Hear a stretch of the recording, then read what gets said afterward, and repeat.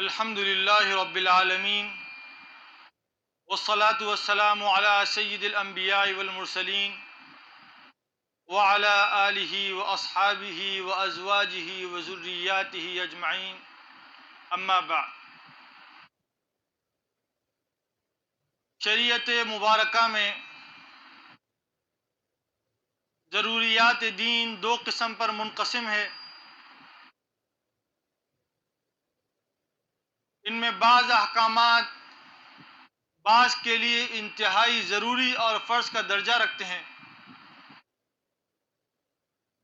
اور بعض کے لیے کچھ نہیں، بعض پر کوئی حکم نہیں ہے۔ مثلا زکوٰۃ ہے۔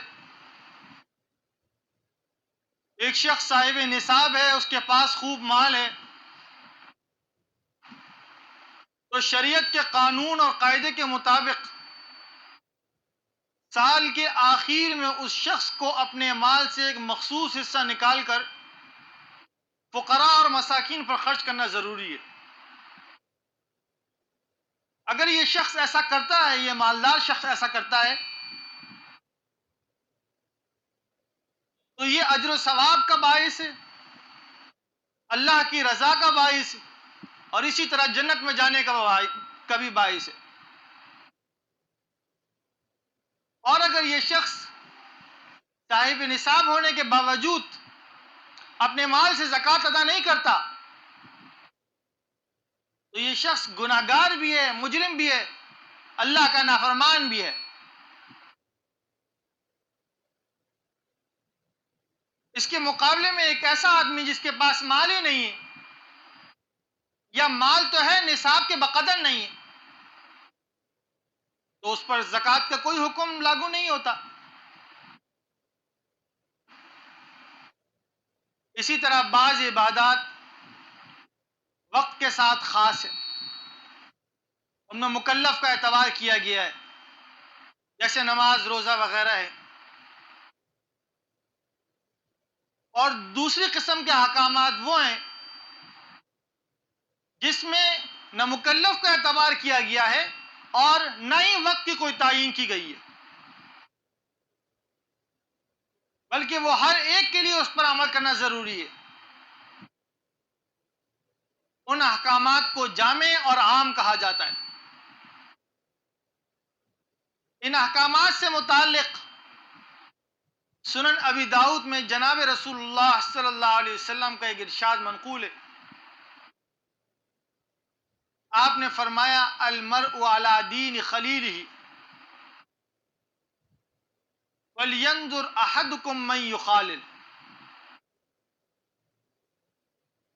اور بعض روایات میں الرجل علی دین خلیلہ کے الفاظ بھی آئے ہیں۔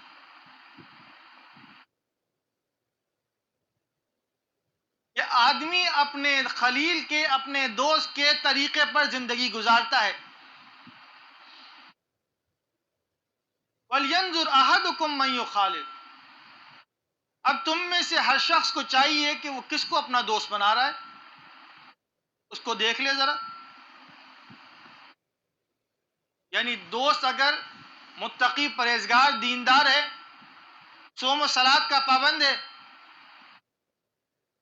تو اس کا اثر اس کے اوپر بھی آئے گا، یہ بھی آہستہ آہستہ مسلمان ہو جائے گا اور نماز روزے میں مشغول ہو جائے گا۔ مسلمان تو ہے ہی، لیکن عبادات میں مزید اضافہ ہو جائے گا۔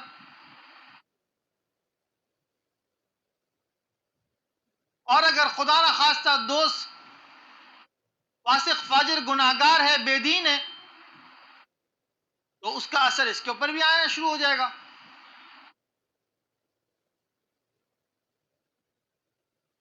یہ سبب اگرچہ اسباب ظاہریہ عادیہ کے ہیں، اور علت حقیقیہ ہر شے کی مشیت الہی ہی ہوتی ہے۔ جو اللہ چاہتا ہے، جیسے چاہتا ہے ویسے ہی کرتا ہے، لیکن انسان پر ساتھ رہنے کا اثر ضرور آتا ہے۔ مفتی محمد عبدو کے شاگرد سید رشید رضا مصری نے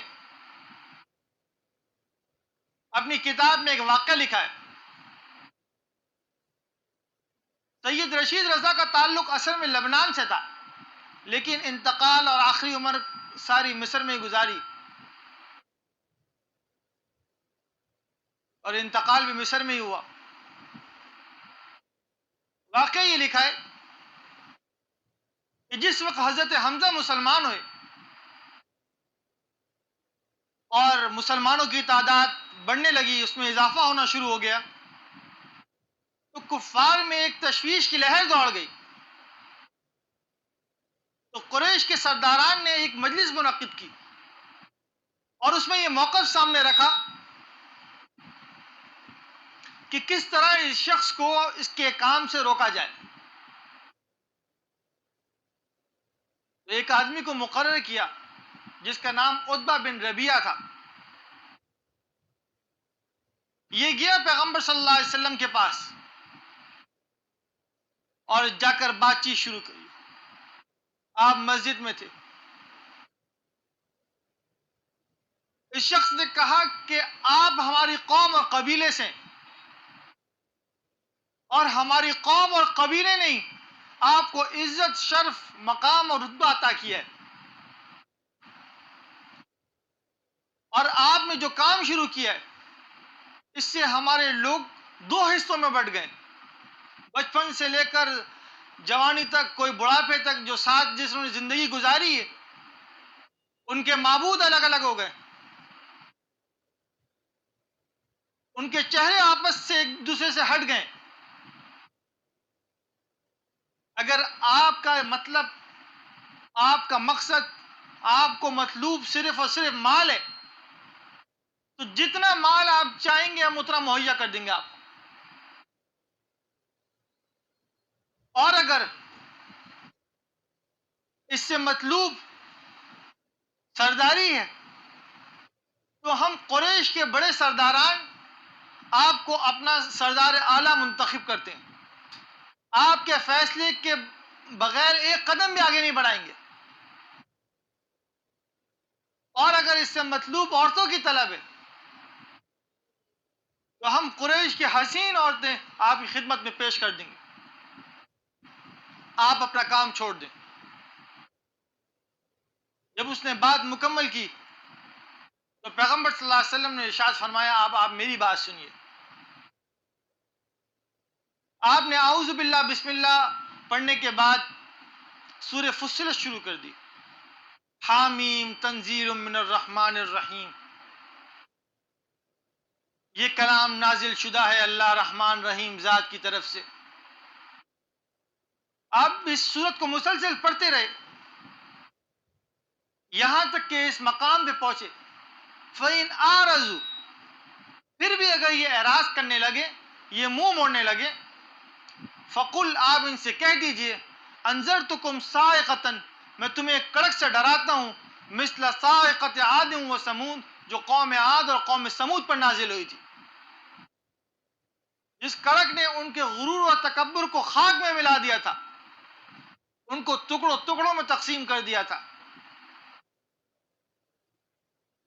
عتبہ کی حالت بالکل متغیر ہو گئی اور اٹھا اور اپنے سرداران کے پاس چلا گیا اور جا کر کہنے لگا، اللہ کی قسم، آج جو میں نے سنا وہ آج سے پہلے میں نے کبھی نہیں سنا، نہ وہ شعر و شاعری تھی، نہ وہ جادو تھا، اور نہ وہی پیشن گوئیاں تھی، وہ یہ کلام پاک کا اثر ہے۔ اور چونکہ جناب رسول اللہ صلی اللہ علیہ وسلم کی زبان مبارک سے سن رہا تھا، اس وجہ سے اثر مزید بڑھ گیا۔ اسی لیے کہا جاتا ہے کہ کسی عمل کا ثمرہ اور فائدہ حاصل کرنے کے لیے خود کا عامل ہونا بھی بہت ضروری ہے۔ بہرحال حدیث شریف میں آتا ہے، المرء علی دین خلیلہ، آدمی اپنے دوست کے طریقے پر ہوتا ہے۔ یہ حدیث مبارک کا پہلا جملہ خبریہ ہے اور دوسرا انشائی ہے، اور گویا کہ خبریہ سے بھی انشائیہ ہی مطلوب ہے۔ تو معنی یہ ہوا حدیث کا کہ المرء علی دین خلیلہ، آدمی اپنے دوست کے طریقے پر پوری زندگی گزار دیتا ہے. یعنی زندگی کا مدار اور زندگی کا معیار دونوں چیزیں اس کے دوست کے حساب سے ہوتی ہیں. اب آگے جو ارشاد فرمایا کہ فَلْيَنْظُرْ أَحَدُكُمْ مَنْ يُخَالِفُ. اب تم ذرا دیکھ لو کہ کس کو اپنا دوست بنا رہے ہو. آج جو معاشرے میں فساد پھیلا ہوا ہے، بے راہ روی پھیل گئی ہے، اس کی وجہ یہی ہے کہ خراب دوستی. ہمارے شیخ مفتی ظفر علی خان رحمۃ اللہ علیہ فرمایا کرتے تھے، شعر پڑھا کرتے تھے، صحبت بد سے بھاگ تو ورنہ بن جائے گا کالا ناک تو. صحبت بد، بری صحبت، برے دوستوں کی صحبت. ماں باپ بچوں کو کالج یونیورسٹیز میں بھیجتے ہیں پڑھنے کے لیے، ان پر پیسہ خرچ کرتے ہیں، ان پر اپنی جان کھپا دیتے ہیں کہ بچے پڑھ لکھ کر آ جائیں. وہ وہاں جا کر دوستیوں میں پڑ جاتے ہیں. ان کو احساس ہی نہیں ہوتا کہ ماں باپ کتنی مشکل سے ان کے لیے پیسہ بھر رہے ہیں. غلط دوستی، کوئی نشوں میں پڑ گیا ہے، کوئی کسی اور برائی میں پڑ گیا ہے. راتوں کو دیر تک محفلیں سجتی ہیں لڑکوں کی. ہم دیکھتے ہیں یہاں ہوٹلوں کے پاس 1 بجے تک لڑکے بیٹھے رہتے ہیں. ماں باپ، بوڑھے ماں باپ گھر میں ان کا انتظار کرتے ہیں، یہ باہر دوستوں کے ساتھ گپ شپ لگاتے رہتے ہیں.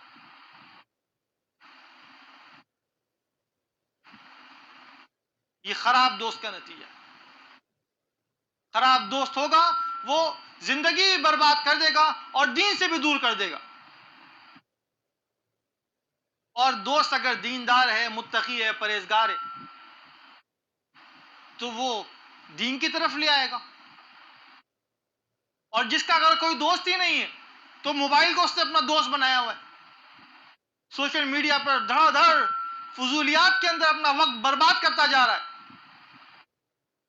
اس کو احساس ہی نہیں ہو رہا کہ کتنا وقت اس کا گزر گیا. ایک ایک لمحہ، ایک ایک منٹ اس کے لیے کتنا قیمتی ہے، وہ سوشل میڈیا پہ گزارتا جا رہا ہے. کسی نے موبائل کو اپنا دوست بنایا ہے، کسی نے دنیا کے ذلیل اغراض کو اپنا دوست بنایا ہوا ہے. بہرحال دوست اگر اچھا ہوگا تو آپ کو بھی اچھائی کی طرف لے جائے گا. تفسیر بغوی میں ایک واقعہ لکھا ہے کہ مشرکین کا ایک سردار تھا جس کا نام تھا عقبہ بن ابی معیط.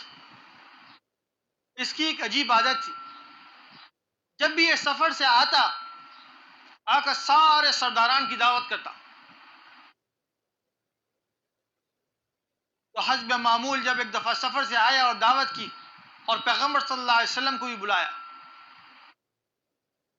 جب کھانے کا وقت ہوا تو کھانا جب پیغمبر صلی اللہ علیہ وسلم کے سامنے رکھا تو آپ نے فرمایا میں ہرگز تمہارا کھانا تناول نہیں کروں گا جب تک کہ تم اس بات کی گواہی نہ دو کہ اللہ ایک ہے اور میں اس کا رسول ہوں. تو اس سردار نے اسی وقت کلمہ پڑھا، لا الہ الا اللہ محمد رسول اللہ. تو آپ صلی اللہ علیہ وسلم نے شرط کے مطابق کھانا تناول فرما لیا. مجلس ختم ہو گئی، برخاست ہو گئی. کچھ دنوں کے بعد اس کا ایک گہرا دوست تھا، وہ جب سفر سے آیا اس کو پتا چلا، یہ گیا ملنے کے لیے، جس سردار نے دعوت کری تھی یہ اپنے دوست سے ملنے گیا. تو اس کے دوست نے کہا کہ تمہاری شکل مجھ پر حرام ہے، تم کیا کرنے آئے ہو میرے پاس، تم تو مسلمان ہو گئے ہو. تو اس سردار نے کہا کہ بھائی میں مسلمان تو نہیں ہوا ہوں، میں نے تو صرف اور صرف کلمہ اس لیے پڑھا تھا کہ تاکہ وہ کھانا تناول کر لیں، کھانا کھا لیں، اور اگر کھانا نہیں کھاتے وہ چلے جاتے تو میری بے عزتی ہو جاتی سارے سرداران کے سامنے. میں نے تو صرف اور صرف اپنے آپ کو بے عزتی سے بچانے کے لیے کلمہ پڑھ لیا، کوئی دل سے کلمہ تو نہیں پڑھا ہے میں نے. تو اس بدبخت دوست نے کہا نہیں، اس سے کام نہیں چلے گا. تو اس سردار نے پوچھا کہ اس کا پھر میں کیا کفارہ ادا کروں.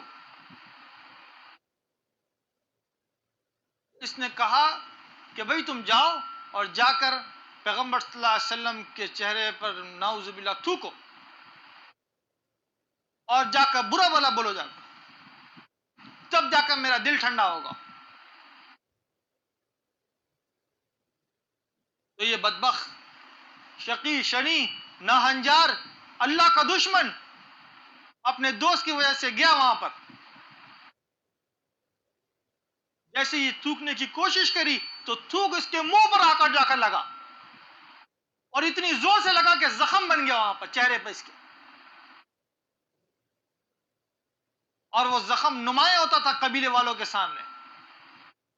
یہ دونوں بدبخت، یہ سردار اور اس کا دوست غزوہ بدر میں مارے گئے. اللہ رب العزت نے یہ آیت نازل فرمائی، یوم یعوذ الظالم علی یدی، جس دن ظالم اپنے ہاتھوں کو چبائے گا، انگلیاں چبائے گا، وَيَقُولُ يَا لَيْتَنِي اتَّخَذْتُ مَعَ الرَّسُولِ سَبِيلًا، اور کہے گا کہ کاش کہ میں رسول کی اتباع کر لیتا. جیسا کلمہ پڑھا تھا اس وقت مسلمان ہی ہو جاتا. یا ویلتا لیتنی لم اتخذ فلانا خلیلا، آئے افسوس بربادی، کاش کہ میں فلاں کو اپنا دوست نہ بناتا. مفسرین نے لکھا ہے کہ یہ جو سردار جس نے اپنے برے دوست کے خاطر یہ نامناسب عمل کیا، یہ پیغمبر صلی اللہ علیہ وسلم کی بڑی عزت کیا کرتا تھا، دعوتوں میں بلایا کرتا تھا. یہ اس نے اتنا بدبخت اور ناشائستہ عمل کیا ہی صرف اور صرف اپنے دوست کی وجہ سے، خراب دوست کی وجہ سے. خراب دوست انسان کو دنیا اور آخرت دونوں جگہ ذلیل کروا دیتا ہے. تفسیر مظہری میں اس جگہ لکھا ہے کہ یہاں یہ واقعہ اگرچہ خاص لوگوں کے ساتھ، لیکن لفظ فلاں چونکہ عام ہے تو یہ ہر شخص دیکھے اپنے آپ کو کہ اس کا دوست کیسا ہے. دوست متقی، پرہیزگار ہے، دیندار ہے تو بہت اچھی بات ہے. اور اگر خدا نہ خواستہ دوست فاسق فاجر ہے، گناہ گار ہے، گالیاں دیتا ہے، غلط کاموں میں لگاتا ہے، برائی کی راہ دکھاتا ہے، تو یہ روز قیامت سوائے ندامت کے کچھ نہیں. اللہ تعالیٰ ایسے شریر دوستوں سے حفاظت فرمائے اور نیک صالح لوگوں کی مجلسوں میں بیٹھنے کے لیے توفیق عطا فرمائے. وآخر دعوانا ان الحمد للہ رب العالمین.